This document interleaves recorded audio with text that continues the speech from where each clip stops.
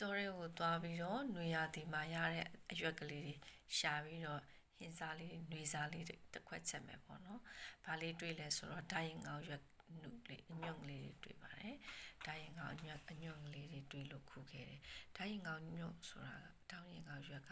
မြေကြီးကနေပြီးတော့သူကတစ်ခက်ချင်းစီပဲထွက်တယ်ပေါ့နော်။ခိုင်းဖျားလေးတွေမထွက်ဘူး။ခိုင်းဖျားလေးတွေထွက်တယ်ဆိုရင်အဲ့ဒါအရိုင်းပင်ပေါ့။ဆိုတော့ဒိုင်းရင်ကောင်းညွန့်လေးရလို့ဒိုင်းရင်ကောင်းညွန့်လေးခုခဲ့တယ်။မေဘရွက်နုလေးတွေ့လို့မေဘရွက်နုလေးရဲ့တချို့ပင်တွေကအပွင့်လေးတွေပွင့်နေပြီ။ပွင့်လေးတွေခုခဲ့တယ်။နောက်တစ်ခုကကျတော့ထင်းယူရွက်အနုကလေးတွေပေါ့နော်။သူကတော့မကြီးရွက်နုလေးလိုမျိုးပဲအရသာလေးလည်းအချင်းတက်ကလေးနည်းနည်းရှိတယ်။အဲ့ဒါလေးတွေတွေ့လို့ခုခဲ့ပါတယ်။ပြီးတော့အဲ့ဒါလေးတွေကိုပေါင်းပြီးတော့ချင်းဟင်းတစ်ခွက်ချက်စားမယ်ပေါ့နော်မိဘရွက်ရဲ့အရသာကဘာလေးနဲ့တူလဲဆိုတော့တနက်ရွက်လိုမျိုးအရသာလေးမျိုးပေါ့နော်ဒိုင်းရင်ကောင်းရွက်ကတော့သူကကြော်စားရင်တော့ကညွတ်လိုမျိုးအရသာလေးထွက်တယ်ဒါပေမဲ့ဒီနေ့ချင်းဟင်းလေးချက်လိုက်တော့သူကဘာလေးနဲ့တူလဲဆိုတော့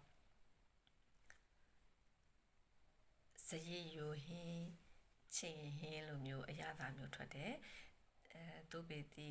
သူက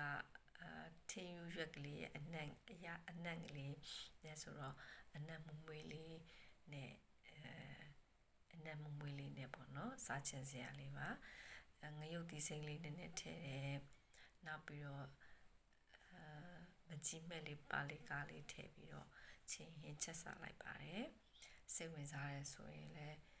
ချက်စားကြည့်လို့ရပါတယ်ဒါຫນွေရာသီမှာပဲရနိုင်တဲ့ຫນွေစားလေးပေါ့နော်ဆိုတော့အားလုံးကိုကျေးဇူးတင်ပါတယ်နောက်ထပ်အရွက်တစ်တွေတွေ့ခဲ့ရဆိုရင်လည်းထပ်ပြီးတော့ချက်ကြည့်အောင်ပဲပေါ့နော်ချက်ကြည့်ပြီးတော့အဆင်ပြေရဆိုရင်ခုလိုပဲလာပြီးတော့တင်ပေးမယ်စိတ်ဝင်စားရဲဆိုရင်လိုက်ချက်ကြည့်လို့ရပါတယ်စားကြည့်လို့လည်းရပါတယ်ကျေးဇူးတင်ပါတယ်